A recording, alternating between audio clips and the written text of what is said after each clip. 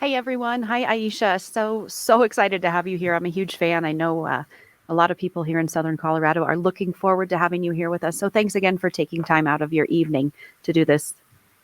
Thanks for having me. I'm really glad to be here.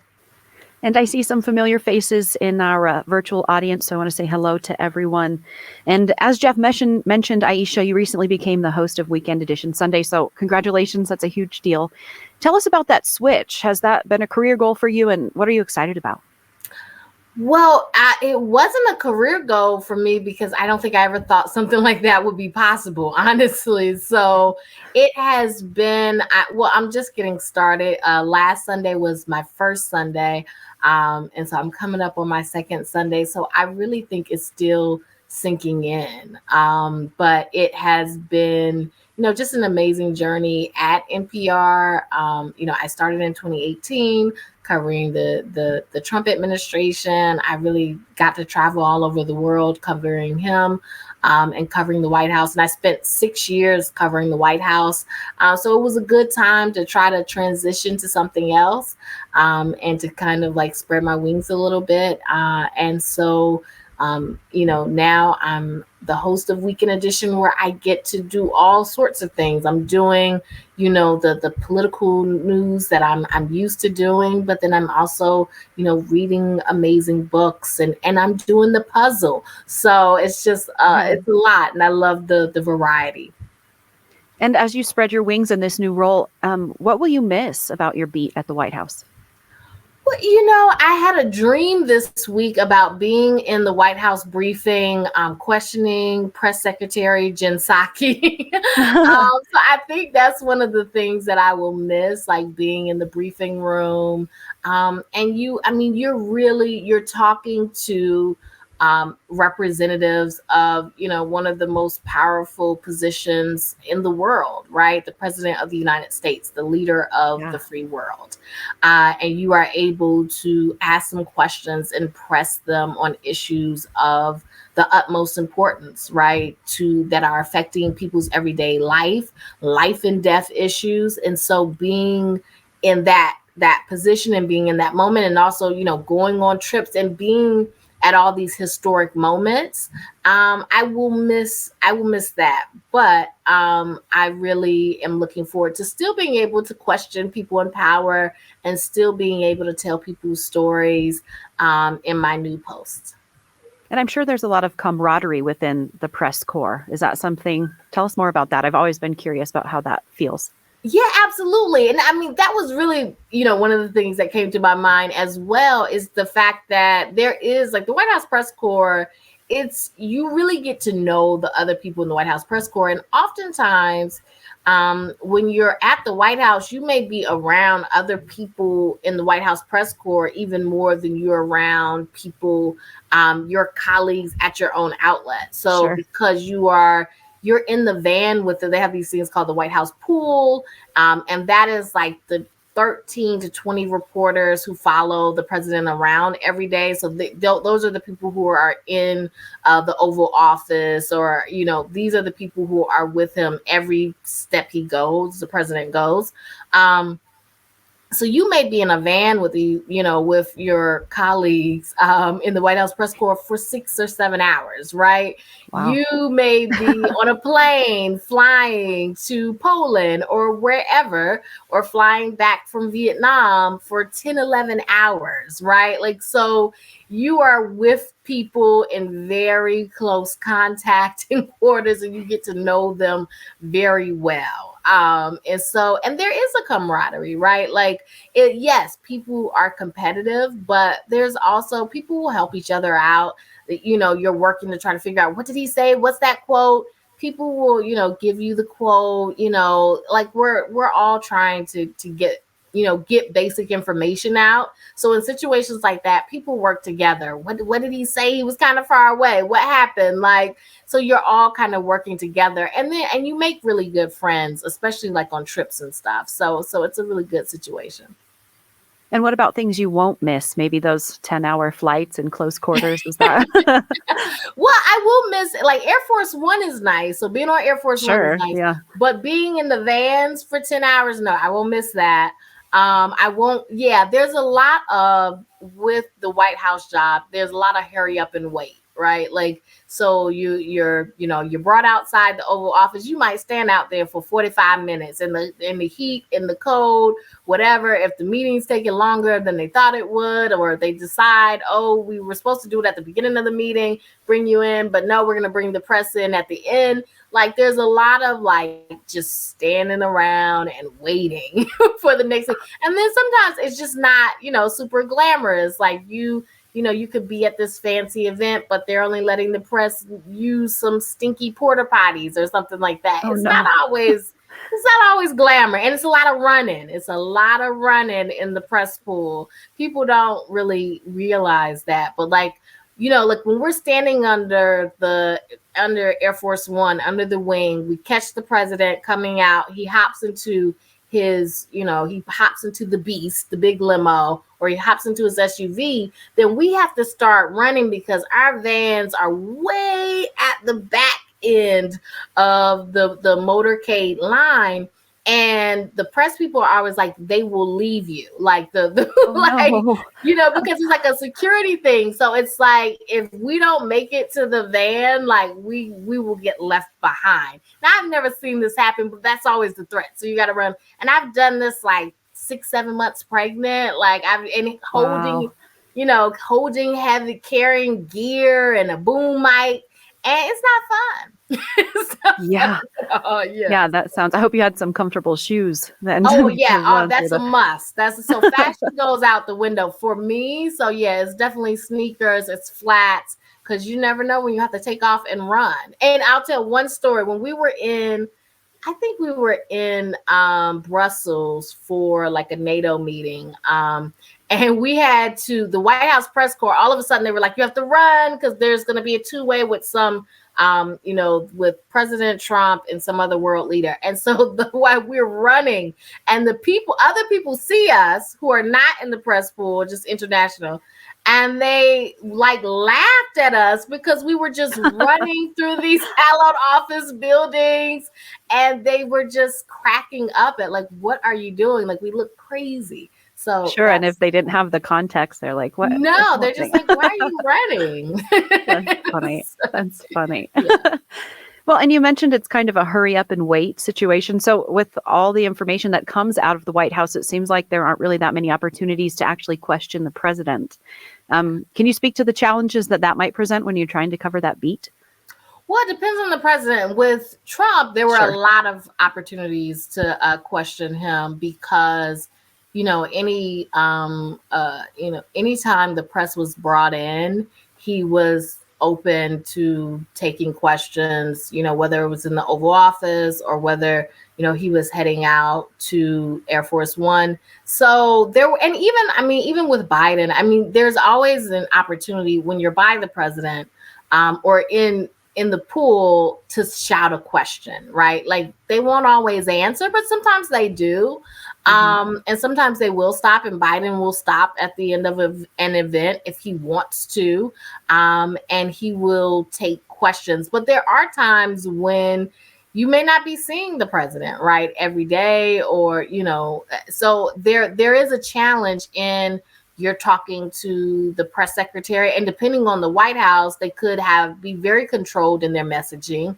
And sometimes, it can be hard if you can't find people who are willing to talk. And sometimes it may be the case that, people don't know exactly what the decision hasn't been made yet, right? Sometimes the White House is very controlled and they don't have leaks. Other times people may be talking, but if that's not actually what's going to happen, it's not very helpful, right? So sometimes the right hand doesn't always know what the left hand is doing. So it's trying to find people who are credible and have that information. And whether it be a Democrat or a Republican in the White House, the press corps is often known for pushing back and questioning the information that you get from the White House. You recently did that after the Biden administration announced the death of Islamic State leader. That was Ibrahim al-Hashimi al-Qurashi, and you were asking for proof that he actually detonated the bomb that killed him and his family. Why was it important for you to ask that? Well, one of the reasons that I pressed on that issue that day is because they were making the claim that all of the civilian deaths in this instance happened because this ISIS leader had a bomb on himself, and it wasn't had nothing to do with the U.S. Raid, and that absolutely may be the case, but the U.S. government, especially you could talk about fog of war. Sometimes, especially this was like the day after the raid. So sometimes things are not totally clear afterwards. Sometimes you think you have certain information, or they think they have certain information, and then it turns out a couple days later, it's like, oh, that actually wasn't the case. And I think that, and there are times where the U.S. government has actively not been honest about, and this is for, this is not just this is Democrats and Republicans have not been honest, especially when it's come to military things, and the truth has come out later. And so I feel like it's always appropriate to, when you have a government saying, well, this is what, listen, this is what happened, to say, well, do you have any evidence of that? Do you have any proof of that? And obviously there's classified information. I'm not expecting them to give away sources and methods, but there are times when the federal government, if they, when they want to provide some proof, there are times when they do provide information because they want to back up what they're saying. And I think, especially when you have a public that doesn't always trust the media, doesn't always trust the government, it is always in the interest of transparency to ask and to press for more information and to press for more facts. And I think I really think it's our duty to do that. And when they can't provide the information, they say that they can't provide the evidence, but this is what happened, to be honest about what we know and what we don't know. Right. And then come back when you do know and say, here's what we found out. So kind of following that thread of a contentious relationship with the press, and that was definitely true with the Trump administration, he seemed particularly to spar a lot with reporters, and could be especially insulting to female journalists and women of color. What was your take on that? What was that like to be in that situation? It was a situation where absolutely there were times where I did wonder, did I have a target on my back? I didn't have like some really serious run-ins with Trump there, but towards the end, during the COVID, during the pandemic, he got kind of upset at some of my questions, but for the most part, I didn't have a big run-in. But there was a moment there was a span of time where he attacked April Ryan, who is now with the Griot, and a Black woman. He attacked Abby Phillips, who's with CNN. He attacked Yamiche Alcindor, who was with PBS at the time. She's now with NBC. And I was sitting right beside Yamiche when that happened. And so that was in a very short period of time. And there are not a lot of Black women reporters in the press corps, right? So it was just like back to back to back. And there was a feeling of, for me, is he going down the line? Like, what is going on? Because at that point, it's like there's not that many of us. And yet in like 3 days, they've all been attacked, and some in really personal, ways. And so, I am a Black woman. And I'm a human being. And so you do feel that. You feel some of that, just like wanting to do your job and wanting to be able to do your job respectfully, but to get that respect back, and to feel like people like you are maybe being targeted. It's not a good feeling. And so it was difficult at times. And I can imagine picking up on that trend as a group. It's like, what's going on? Why is this happening?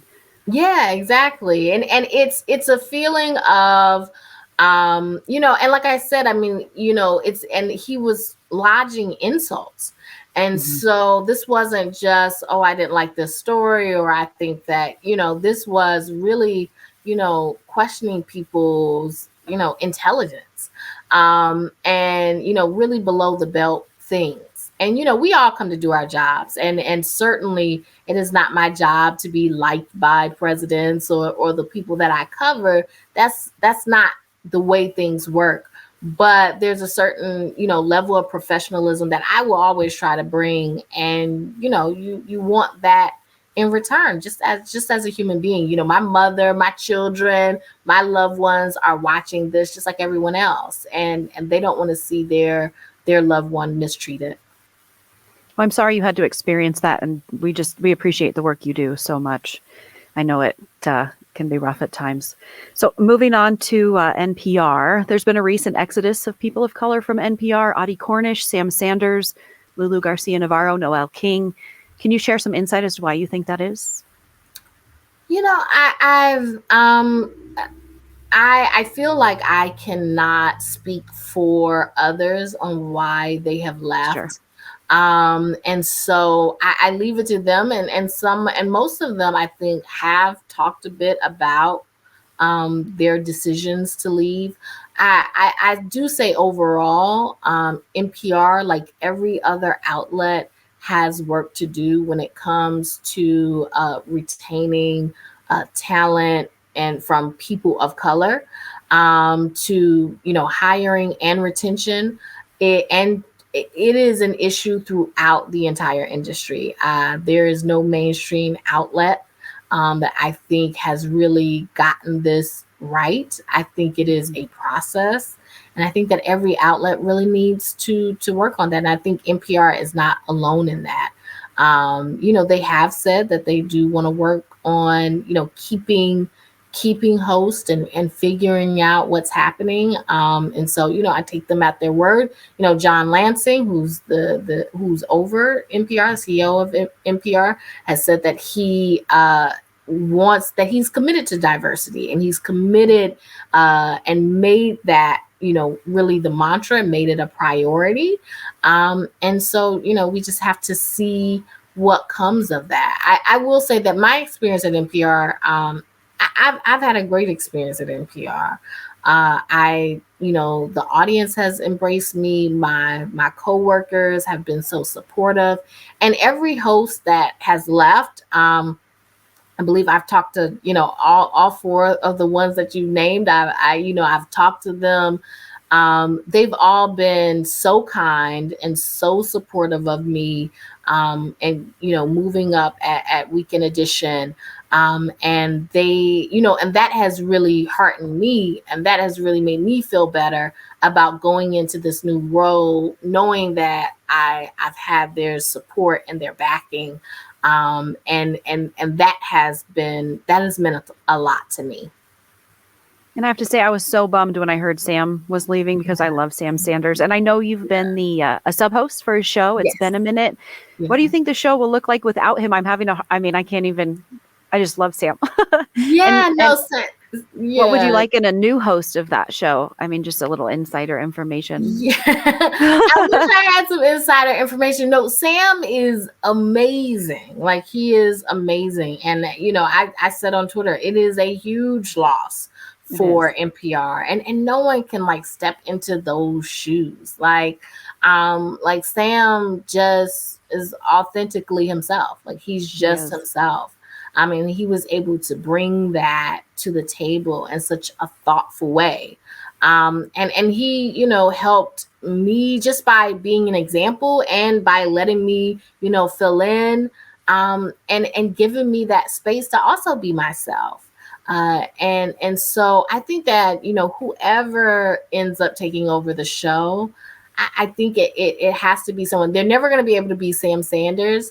So we have to be someone who's able to blaze their own trail, and to really, but someone I would hope with a lot of heart, and someone who's funny, and someone who is able to bring that audience along, because Sam was really beloved. And so I hope, and I know that they're going to be working on this, and there's a really good team over there, and really good people, and really talented people.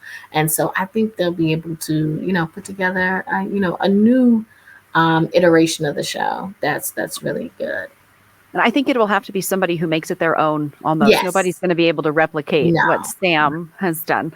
No, you can't do it. So you have to have somebody who's able to make their, do their own thing, just like you said. Right. Now, many national broadcast journalists speak with a white Midwestern accent, even those who aren't white or from the Midwest. Have you ever received criticism for how you talk, or do you ever feel pressure to code switch? I have definitely gotten criticism. I will say, and I've said this before, like to the credit of the NPR audience, I've gotten a lot more love than I've gotten, hate. I've gotten a lot more people that have embraced me than people who have, been upset about the way that I talk and the way that I, speak English. There are a lot of people who they don't, who have had an issue with it and have had an issue with my sound. But there are a lot more people who have embraced me. And to the credit of NPR never came to me and said, hey, we need you to clean up your words. You're sounding a little bit, you're not sounding the way we want you to sound. I've had vocal training at NPR, but it was just to help me get the words out and to sound like myself and to, help me like read scripts in a way that doesn't sound like I'm reading.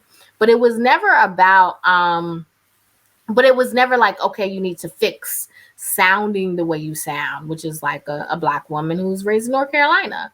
And so that is to their credit. But there are certain things that I did say at first that I have changed a little bit. I'm not gonna say I haven't changed anything. I used to say "can't" a lot. People, I got some, and I got, emails from Black and white people, not a whole lot, but just a few. And they would say, why are you saying "can't"? I didn't know that I was saying "can't." I didn't know that everybody else didn't say "can't." They say "can't." So I do say "can't" now. But I did get to a point where I was like, look, you know what I'm saying. You know the words that are coming out of my mouth. I don't ever want to distract from a story. If I'm telling a very serious story, I'm not trying to distract from it with my voice. But at the same time, like, you know what I'm saying. So you're going to get the words as they come out of my mouth. And, if I had a British accent, nobody would be upset about that and say, oh my goodness, why are you talking with this British accent? I'm British. They just be like, I'm British. That's why I talk. That's a good point. Yeah. No one would be mad about that. And even though they say words a little bit differently, right? Like, no one would be upset about that because that is thought to be like a very smart, intelligent language, or not language, but accent in the US. So, but like the way that I talk, which is the way my mom talks and my grandma, and my grandparents, the way they have spoken, when my aunts speak, that is just as valid, right? And I hate the idea that the way you talk means that you're not professional, that you're not smart, that you don't work hard, because I work hard. And so I never want, people to think that, oh, you're not putting in the work. I put in work on the way that I read scripts. I work hard on that. And just because it doesn't sound the way you think it should sound doesn't mean that it's not right. Well, and speaking on the radio, I think, is a lot harder than most people think anyway. It is a lot harder than people realize. Like, it is hard. Yeah. And so you started in print. What prompted you to switch over to radio? Yeah, speaking of like hard transitions like that, right. like moving from print to radio, that's when I learned how hard it really is. I did print. I never knew that I wanted to do broadcast. It wasn't something that I aspired to. I looked at myself and said, I'm a writer. That is what I'm going to do. I majored in what was at that time called print journalism. And so I said, that's what I'm going to do. And so I spent the first decade of my career at Reuters, and a newswire. And I covered energy and for many of those years, and then went on to eventually cover the White House. But at a certain point, I had been there a decade, and I was ready to do something new. I'd been there a long time, and I was ready for a new challenge. And during the Trump administration, everyone was paying attention to the White House press briefings. Sean Spicer was in there, and this was being carried live by every major network. So all of a sudden, there were all these eyes on the briefing. And so people were, seeing me ask questions, and I started getting asked to do TV and to do radio. And once I did it, I got bit by the bug. I was like, oh, I like this. I can do this. I used to think I couldn't do broadcast. So I was like, I'm not really good at talking. So it's like, I'm a writer. I'm not good at talking. And so I was wrong about that. I see now I was wrong about that. But once I started doing it, I was like, I really like this. This might be a good change. I'm still doing the news. I'm still being a journalist, but I could do it and I could tell stories in a different way. And so, NPR reached out at a certain point, and, the rest is history. And what's the interview process like for that? Or is it hours and hours of interviews, or how long do you have to go through the getting process on for? at NPR? There were a lot of interviews. There are a lot of panels, and they did do not a voice test, but like a test, recording where you sit down and you read. They had me read like one of my stories, just very short. Just read it and see how it sounds. And so I did do that. Come up with story ideas and things of that nature. So that was what that interview process was like. It wasn't too bad, but it was, a bunch of panels, talking to a lot of people, to get hired for the White House. Well, we're glad you're here. I'm glad you made the switch because you're wonderful. Well, thank you. I have another question about covering the Trump administration. While you were working as the White House correspondent, you saw the rise of disinformation coming out of the White House. What was that like? And then more importantly, what do you think institutions from the media to election supervisors need to do to build back trust with people? It's a really hard question, and I don't know that we have like the answer to that. Like I don't know that we have the exact answer to that. I hope that we're working on it, and I know that we are. I know we have a lot of reporters covering disinformation. I think part of it is a bit of like what we talked about earlier, is saying when we don't know things and being transparent about that, and being transparent about what we know and what we don't know, what we're being told, and we're telling you what we're being told, but we're not being provided evidence for that. And you did see the rise of that with Trump. You saw the rise of outlets. In the past, if a president said something, it was generally accepted that it was likely true. Like it wasn't something that you questioned out of hand. For most things. I mean, obviously there were things that would be questioned, but there was this idea that a president wouldn't just knowingly say something that was not true, that would later be proven to not be true. They might massage the facts, they might try to spin, but they're not going to just say something that's not true. But during the Trump administration, it became clear, and I'm not saying that the press should have had that idea. You should always question, but I think there was a difference in the way that we handled things like that. And when President Trump, or then President Trump, started saying things like, the U.S. has a deal with this company, and it would turn out there was no deal. The company didn't know anything about it. That's when you saw outlets saying, Trump says this without evidence. And when he started making wild accusations against people, there was a question of like, how do you cover that? Do you repeat wild accusations that are being made with no evidence at all? And I think what you saw is, trying to figure out how to deal with that. There were things like truth sandwiches. Like, so you say the truth, then you put the thing that was said that is not true, then you say the truth again, to try to drill that into people's heads. And I think it's something that we're still trying to figure out. But I think that, and I'm not saying that presidents before Trump were not pressed, but I think it is good to be even more skeptical, and to take that into every administration and every dealing with someone who is in a powerful position. And to make sure that you're not just repeating what people, rich and powerful people say, or poor people, or anybody that as a journalist, the ethos is supposed to be, if your mom says she loves you, check it out. And so that's what we should do. It's funny. I haven't heard that before. Right. Oh, you yeah. haven't? Oh, yeah. If your mom says she loves you, check it out. Yeah. Well, I have some fun questions for us to end on before we go to the audience with questions. So we'll do this as kind of a lightning round. Okay, if you'll just answer, the first thing that comes to your head. Okay. These are all questions about you, so nothing tricky, but I thought this would be a fun way to kind of get to know you a little bit better. So what is the worst job you've ever had? I worked in a warehouse one summer, helping to distribute. I got this from my mom's job. Helping to distribute like promotional materials for pharmaceutical companies. The pharmaceutical company was like Glaxo. And so like pens and like, all that stuff, like all the stuff that they put like the names of stuff on.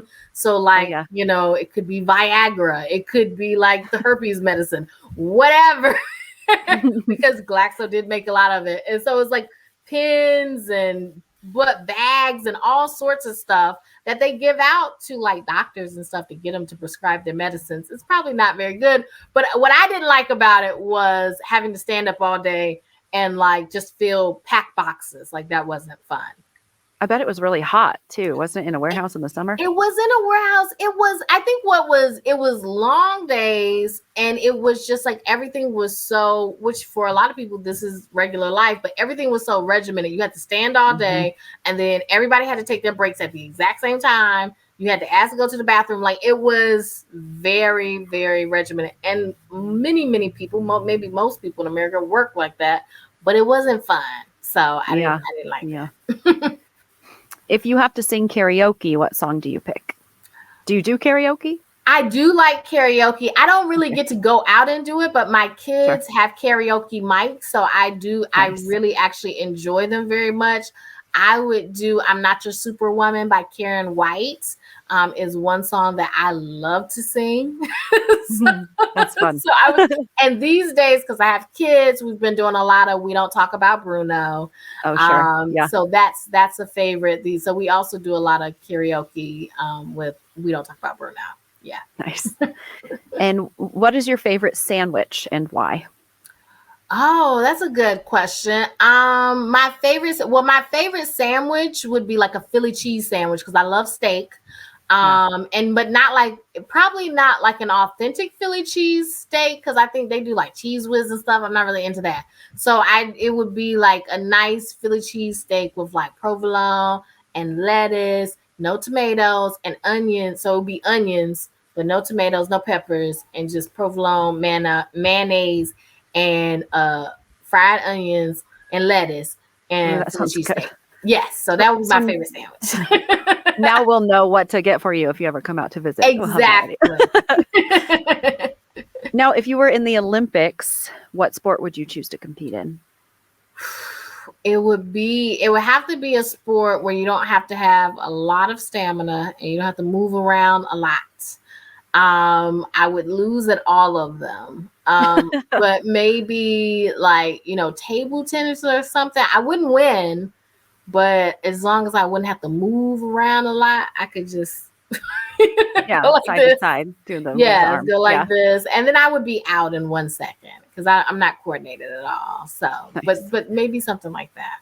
That's a good answer. Yeah. And this is the last one. If there was one chore you could never do again, what would it be? Oh, there's so many of them. I don't like. But definitely, if there was one chore, like folding and putting away laundry. Like I'm fine with like putting the laundry in the washing machine and the dryer, but getting it out is like it's too. And we were a family of 5. It's a lot. These kids, they got a lot of clothes, and so I would love to never have to touch, like to never have to fold and put things away ever again. And I kind of just don't do it sometimes now anyway, even though I Sometimes you should. just don't have the energy. It just And they can doesn't still happen. wear the clothes even if they're not folded. Yeah, and then Yeah. even if they're not put away, we find them and we just have them.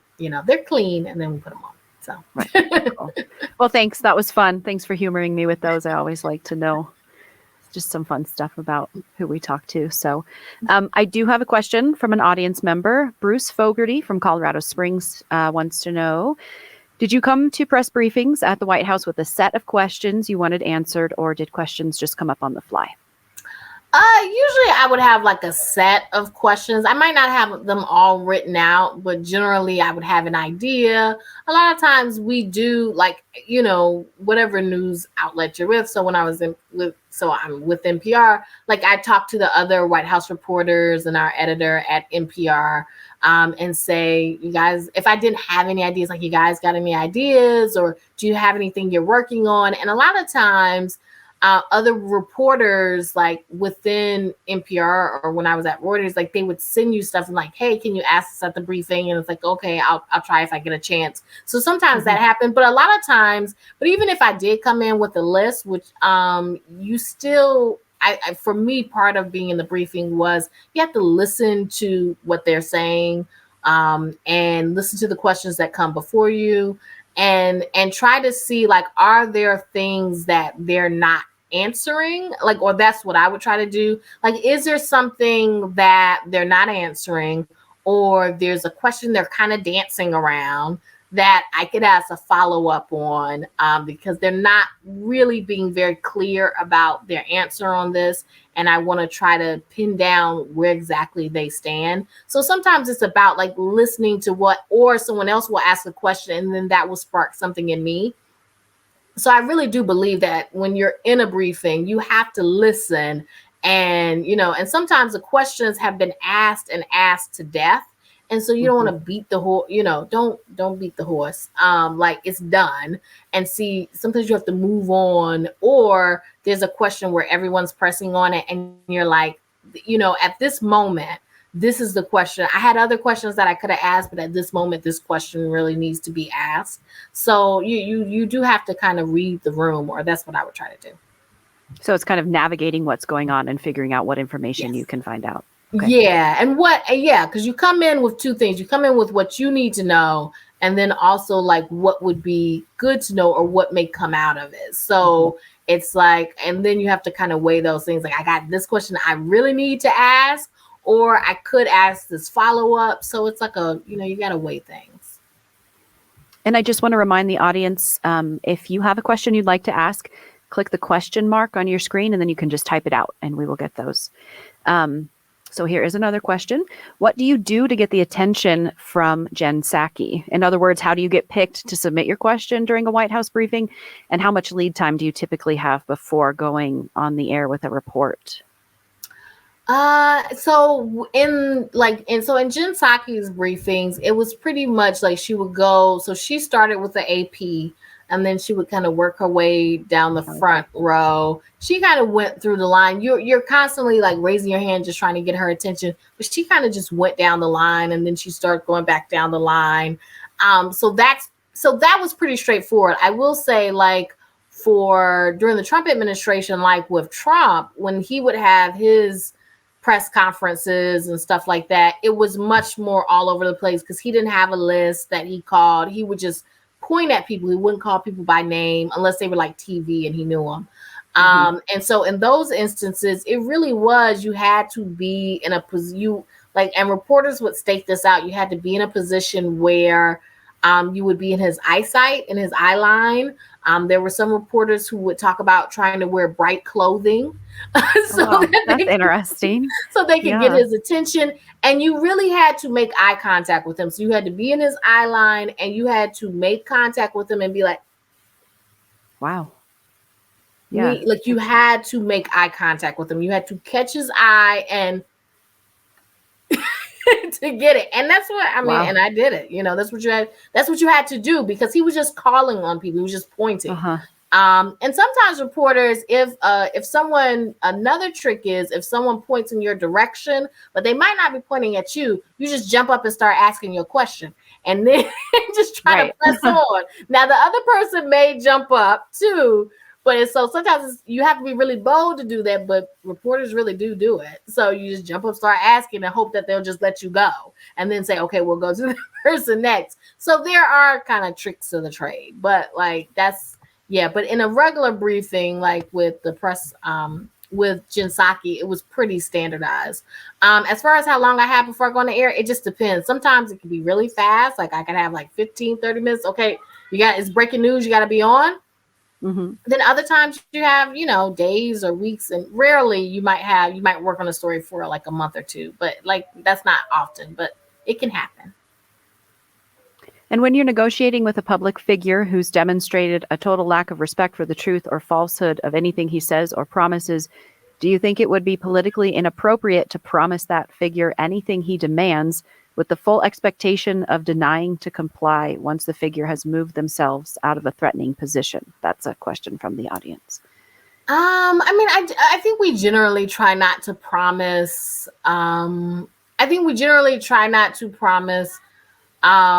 Lawmakers or people in positions of power, like to promise them things, certainly about reporting. Now, there are times where people do have off the record conversations that is meant so that, subjects or, the people that you're reporting on can speak freely and maybe explain themselves. It does happen with presidents where you talk to them off the record. Now, I have not been in a situation where I've been, told something off the record that was like, earth shattering, something. In those cases, as journalists, you are bound to uphold something being off the record. Now, there are limits, as there are limits to everything.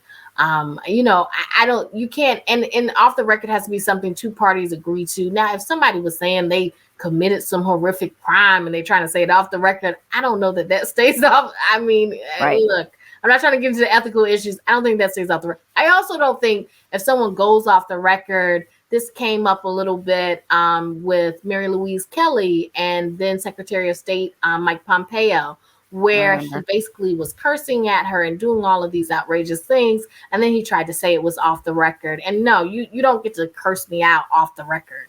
Like, that's not the way. Right. That is not how off the record works. It's not so you can like curse somebody out and then say, well, that was off the record. That's not off the record. So I think that there are limits, and I don't know if that's what that person meant, but in generally, I don't believe in promising people things in coverage. Like I don't believe in that. Just steer clear of it to stay safe. Yes, like, I think so. Yeah. What is your favorite part of your job with NPR? I love telling stories. I don't think I have just like one thing, but I love connecting with the audience. Like I think that's one thing that has meant a lot to me. And coming to NPR, it's a very different type of relationship that working for NPR that you have with the audience than you do at other places. Like, it's amazing to me, like the audience at NPR, they care. The listeners care. They are so invested. They are invested in you as a person, and they are invested in the stories that you tell, and they feel connected to you. And they're proud of it. They got the mugs and the tote bags and all. That's because they're proud of it. And it's very different from, if you work for like Reuters or something like that, like people aren't going around like, oh, I love Reuters. Like they may love Reuters, but it's a different connection, right? Like, oh, I love the AP. Like you may love it, but it doesn't feel as personal. And I think I do really like that connection. And when, listeners are like, oh, you taught me something I didn't know, or, that brought me some joy today, that lit up my day, that makes me really happy. I'm happy to do that. And what were some of the difficulties of being on the White House beat during the height of the pandemic? I think just like everybody else, it was so tough. I have 3 kids.